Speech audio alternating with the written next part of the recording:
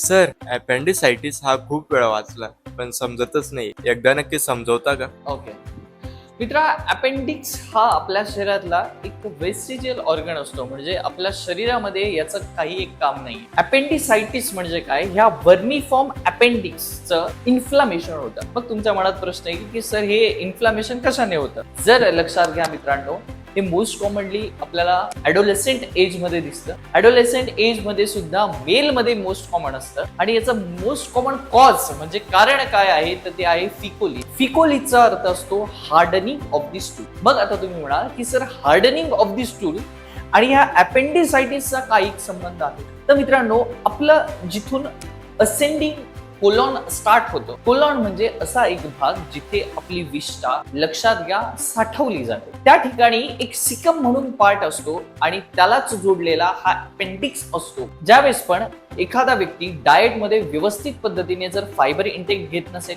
जर व्यवस्थितरित्या fluid intake म्हणजे जर पाणी व्यवस्थित पित नसेल आणि जर जंक फूड उदाहरणार्थ मैद्याचं जास्त सेवन करत असेल, तर मित्रा लक्षात घे, जर शरीरामध्ये पाणी नाही तर तुला बद्धकोष्ठता म्हणजे कॉन्स्टिपेशन होणार.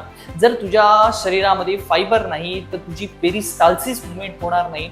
आणि जर तू त्यावरती सोने पेसवागा म्हणजे जंक फूड खात असशील, तर हे कॉज करेल तुला कॉन्स्टिपेशन आणि इट विल लीड टू फिकोली म्हणजे एकदम हार्ड स्टूल होऊन जाईल. आणि यामुळे जी अपेंडिक्सची ओपनिंग आहे ही पूर्णपणे बंद होऊन जाते आणि ही बंद झाल्यामुळे इन्फ्लामेशन कॉज होतं आपल्या अपेंडिक्स मध्ये आणि त्यालाच आपण अपेंडिसायटिस या नावाने ओळखत असतो. आणि जर मित्रा तुला इन डिटेल समजून घ्यायचं असेल की हे अपेंडिसायटिस मध्ये कोणकोणत्या प्रकारचे साइन अँड सिम्पटम्स येतात, कशा पद्धतीने ह्या अपेंडिसायटिसची मॅनेजमेंट आहे, तर सक्सेस करिअर अकॅडमीच्या युट्यूब चॅनलला जाऊन एकदा भेट दे. तिथे तुझा संपूर्ण अपेंडिसायटिस हा टॉपिक क्लिअर केलेला आहे आणि मी तुला गॅरंटी देतो, हा टॉपिक वाचल्यानंतर तुझ्या परीक्षेमध्ये एकही मार्क जाणार नाही.